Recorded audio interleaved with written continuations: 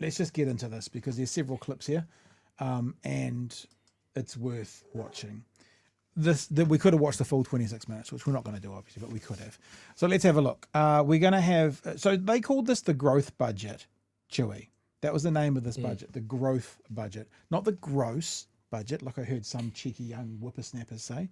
The growth budget. So Jack wants to know from Nicola Willis, what that growth budget will achieve. So let's look at what the growth budget is forecast to achieve at the moment. This is real GDP per capita forecast at the moment. And as you can see, pretty anemic growth for the foreseeable future.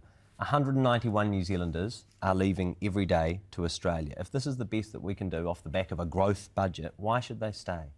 Because, Jack, these numbers tell you things are going to feel and be a lot better than they have in the past few years. These numbers? Yes, because, Jack, by contrast, we've been in negative numbers and we have had sky-high inflation. And so what this represents is a much brighter trajectory into the future. And do I want those numbers to go higher?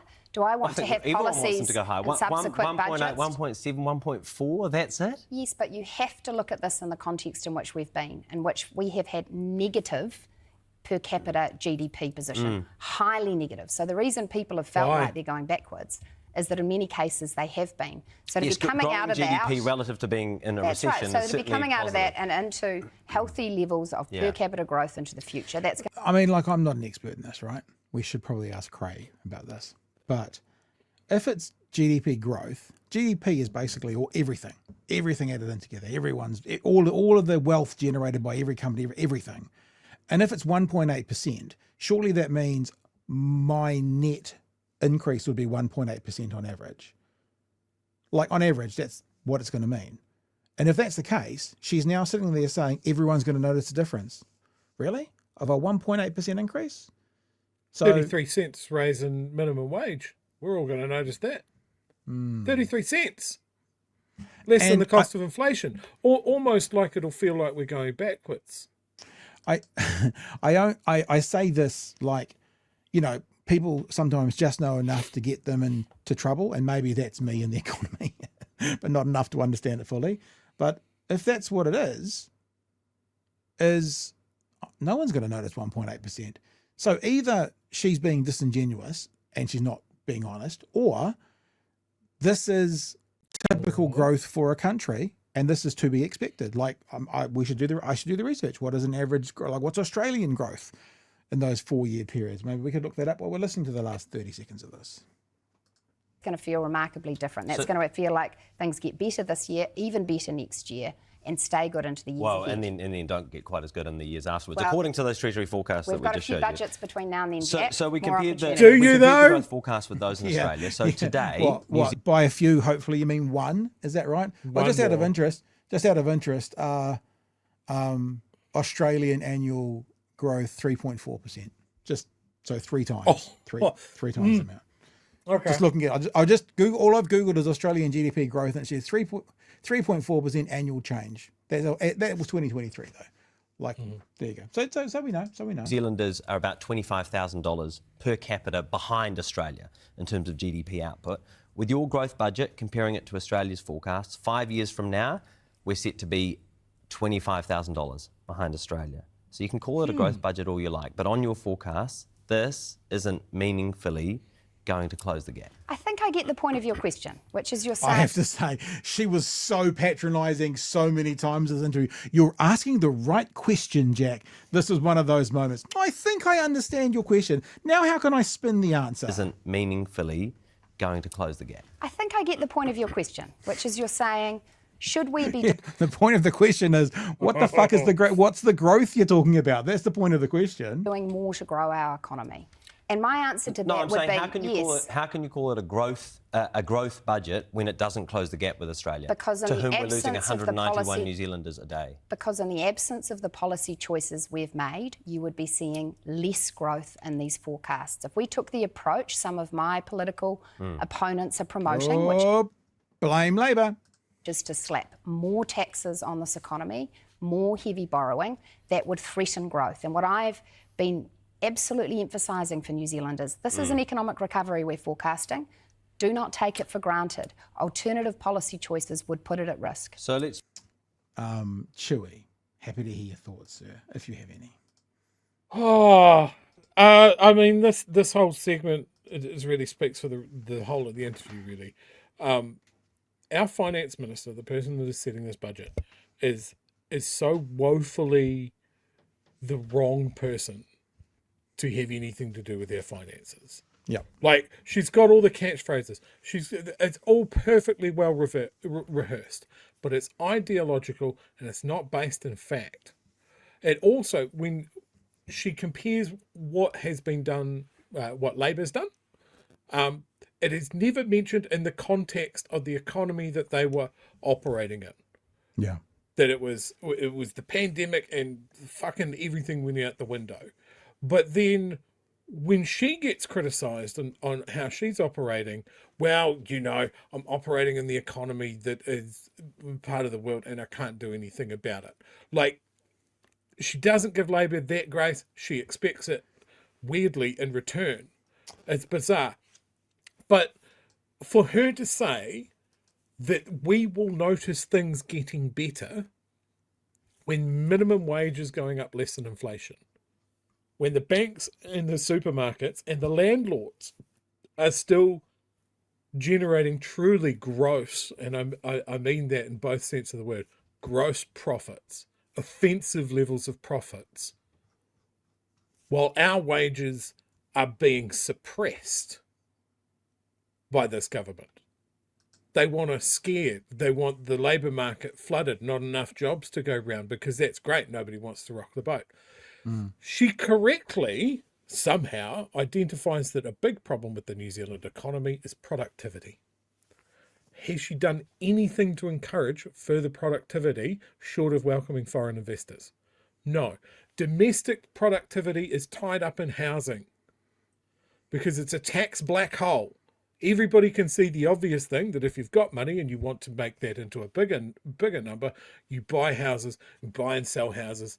That's how we do it. We're not investing in local businesses, ideas. We're not growing our own stuff. We don't know how to get out of this tailspin we've created. So let's just make it really permissive for wealthy people to come in. The stuff that she is promoting as growing productivity is untested, and Treasury's best figures is that it might do 0.6% to our economy. She's spending hundreds of billions of dollars to get there. It is unhinged. Chewie, we were just talking about debt. She just mentioned about not wanting to go into debt, and the last guys, debt, and the last guys, bad. Oh, yes. Debt. And so I won't spoil. This is Christmas, guys. I won't unwrap the present. I won't unwrap the present before you. But Jack points out in this next conversation, I think, as I look at it, what they're borrowing compared to the last guys who they accused of being spend happy and borrowing too much. You said the previous government was, quote, addicted to spending. I've heard that phrase a few times. And yet now that you're in the hot seat, this year government spending is actually increasing as a percentage of the overall economy. So why are you so addicted to spending? Well, what you can see with this budget is that that spending as a proportion of the economy reduces significantly over time. It goes up this year though, right? Yes, it does in the short term, which reflects the fact that we have had very difficult economic conditions. But here's the... Well, so did the previous government, of course. Here's the key thing I want you... very difficult economic conditions. That whole kind of COVID thing, the whole world closing down, okay, sorry, but you guys have had it tough. The last guys, fuck them. They should just deal with it. Got it. Be aware of. We are proposing and have put in our budget the lowest operating allowance in a decade. That's the amount of money available for our discretionary spending. What is really driving spending into the future, and what you can see in our forecasts, is New Zealand superannuation, our benefit costs, and those are things that we haven't made discretionary policy choices about. Where we have controlled things is the vast majority of our new initiatives are being funded from savings elsewhere. And I'd note that the alternative approach, again, that many are promoting is don't do any savings, oppose any savings, say yes to every new spending commitment, and that would mean that our spending would be getting well out of control. We've installed discipline again. Well, let's look at that spending. So you say that the opposition whacks it all on the credit card. Yeah. This year alone, you've borrowed $13 billion more than you said you would in last year's budget. According to Treasury forecasts, you're now forecast to borrow an additional $72 billion on our debt by 2029. So that would leave us with a total gross debt of $283 billion, $283,000 million. As Matthew Hooton noted, by that stage, we're going to be spending more on debt servicing every year than the budget for primary schools, police and defence combined. And sorry, I'm sorry. I just want to have a look at this shit-eating grin. Every year than the budget for primary schools, when I say she police... was, is this. When I say she was like, it's like so obnoxious and stuff. I'm doing my best not to spoil the surprise, guys. You wait till you hear the actual relationship to the debt compared to the last guys who remember what they said about them and their debt and uncontrolled spending. Just remember. And defence combined. And in your first 5 years in government, you are now set to borrow more money than Jacinda Ardern's government did in 6. Why are you so addicted to spending? I share your Did you get that? Do we get that far now? More borrowing than they did in 6. It's almost like the line that they keep on hammering, the line that they want you to remember. National is the economic safe pair of hands. National has no choice but to make savings because they're the responsible government. And what is it? We can't say it in the House. Nobody can say it in the House, but we can say it. They are lying to you because they are liars. Now we come to one of those patronising moments again. She basically congratulates Jack for asking the right question. Don't think she goes to answer the question. It's the most patronising responses in this interview. Government did in 6. Why are you so addicted to spending? I share your discomfort, which is why I have said we need to get that debt curve bending down. If you're borrowing more than the previous government, you might share my discomfort, but you're not actually taking the actions that would address that surplus But I problem. am taking the action. There you go. Next clip, Chewie. Sir. Oh, the numbers are terrifying. Now, I've got some numbers here from well-known lefty shill David Farrar. Farrar? Leftist. Woke leftist. Comrade David has done this helpful comparison between Robertson and Willis. You can see there, it is increases across the board. Yeah. So if he was recklessly spending in the middle of a pandemic to keep us all in our homes, to keep our jobs safe and our fellow citizens alive, then what the fuck justifies this? Can I add one little thing here? I am not against the concept of borrowing, more or less, because it depends what's best for the country in that moment. What I am against is these guys pointing to the last one. Remember, we have two little rules here. We will judge this government by how they judged the last, and we will judge this government by the standards they set for themselves. The way they judged the last was they borrowed too much, they spend too much, and they had a global pandemic to get through, and they still borrowed too much. Now, I mean, yes, we're about to catch her out in a lie in a second, Chewie, about Donald Trump. I'll show you what that is. Now she's blaming Trump for what they're doing now. Yeah, okay, Trump is a parasite. Okay, he might be a pandemic. Gotcha. But you didn't give grace to the last guys for a global pandemic, but you want grace for Trump. You didn't give grace to the last guys for borrowing because of that issue, but you want to have to be able to borrow more for what you think is an issue. And we'll just say this again. We haven't said it tonight, so we're allowed our one time. $17 billion given away, reimbursed in tax cuts and in landlord reimbursements. Hundreds of millions to the tobacco companies. Taking $13 billion off the most vulnerable female women workers in this country. And she fucking sits there and still says, We're not going to do what the last guys did. What did the last guys do? They borrowed too much and they spent too much, but you're borrowing more. Yes. We're not going to do it. That's the most succinct sum up of this entire Q&A. That's just it. It's just Jack Tame slapping with that again and again and again. One thing I will acknowledge here that I like is the drawing of a direct line between two existential threats to New Zealand. A global pandemic and Donald Trump. They're at the same level. I think if you zoom right in on Donald Trump, he does basically turn into one of those COVID molecules that we saw. I think it's the same. We've spoken about this on the store multiple times with people much smarter than us. When times are tough, a government's job is to borrow and spend because it stimulates the economy. You go on infrastructure building binge, you put people in work, you do it all in-house. You build hospitals, you build schools, you build housing projects, you build fucking wind farms. You do all of that stuff because it stimulates the economy. It keeps people in jobs and it also keeps profits, hopefully, with us because we can do it all in-house. We don't have to get a foreign investor in to do it. Then when times are good, governments can fucking hit the cruise control. Everything looks after itself. But they can borrow money, they can make money out of thin fucking air. They can literally print it. You don't want to go crazy, but this is a country's job. That's what happened in COVID. Like every Western country pretty much did that. They stimulated the economy. They kept people's houses, mortgages paid. They kept them in their homes. That was stimulus. And it fucking worked. Yeah. And yes, there is a price to pay with a rise in inflation, but if you know that you're doing it, you can manage it. And if you come out of that period with, holy shit, we've built all of this social housing. We have all of these new hospitals that we knew needed to be replaced. We bought 50, 100-year infrastructure. That was a good reason to borrow.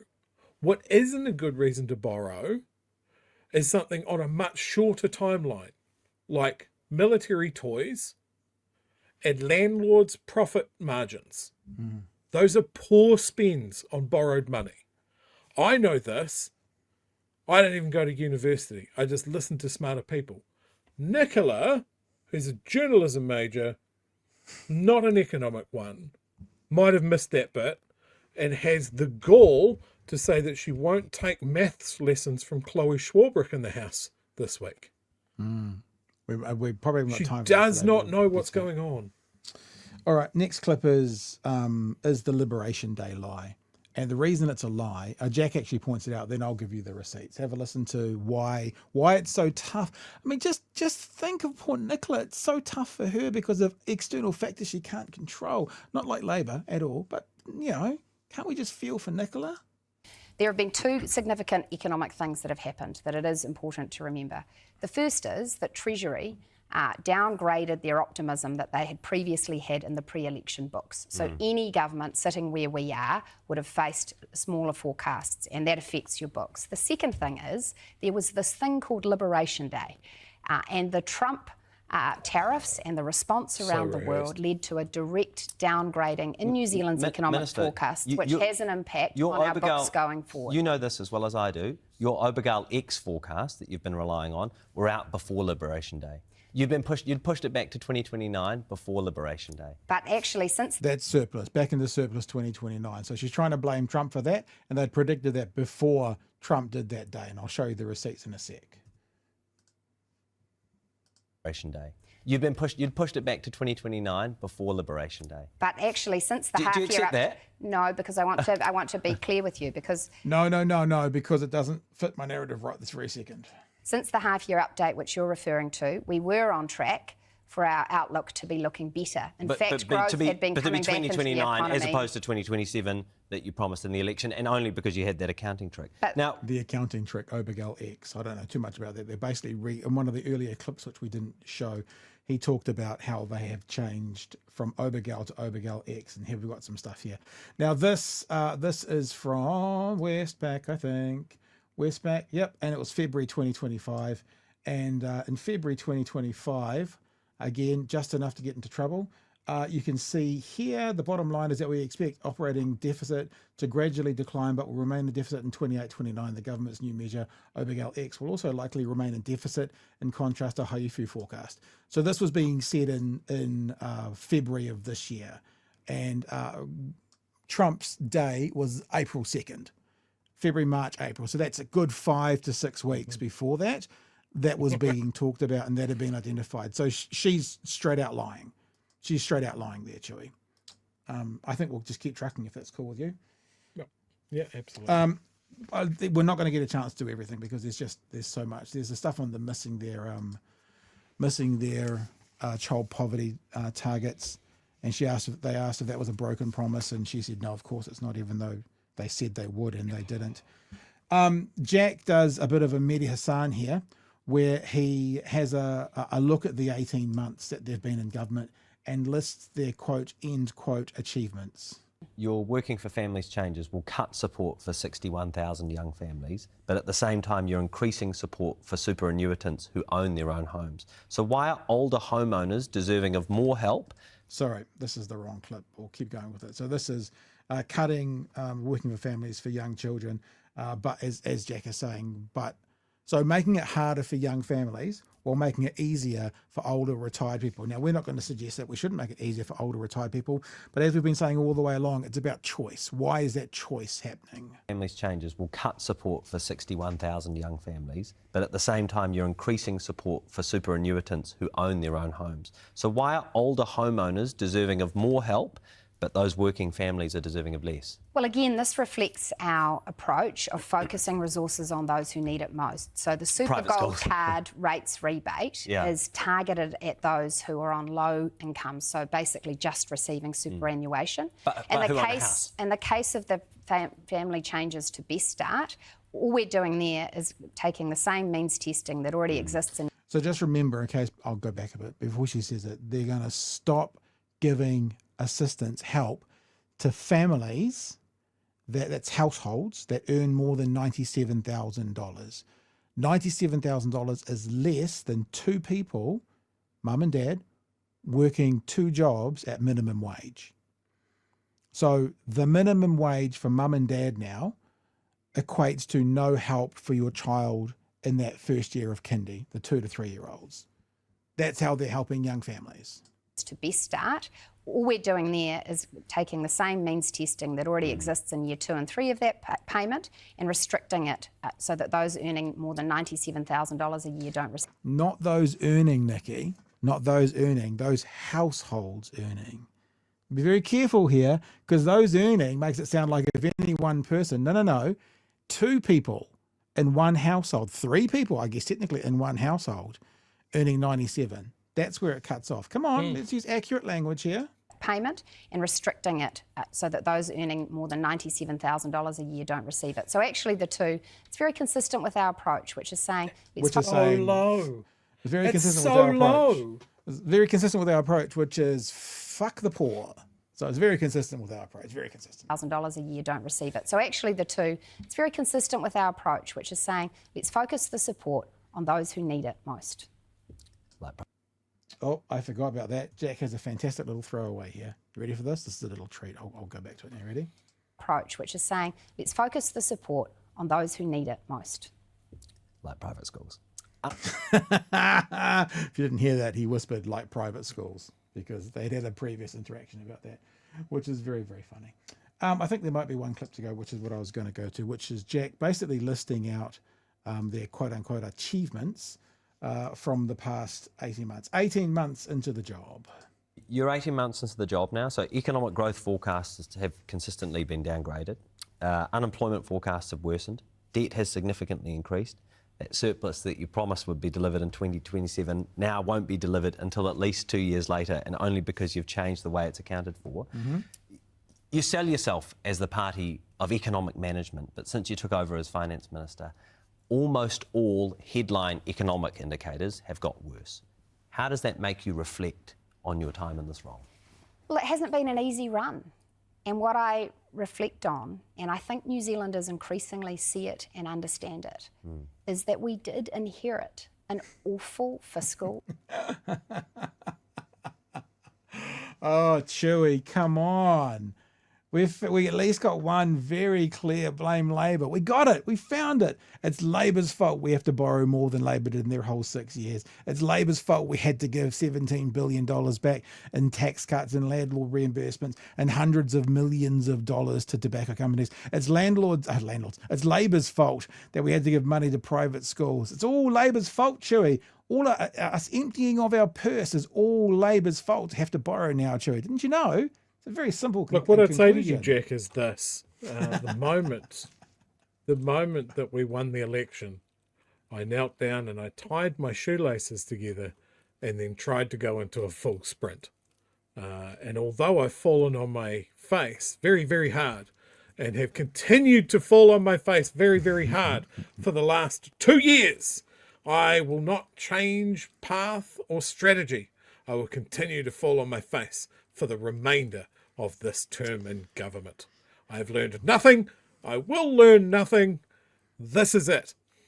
This is all they've got. They have spent so much time saying that they are the sole economic managers of any skill, and they haven't been able to dig themselves out of this hole because they're just standing at the bottom of the hole yelling at each other, maybe if we dig up.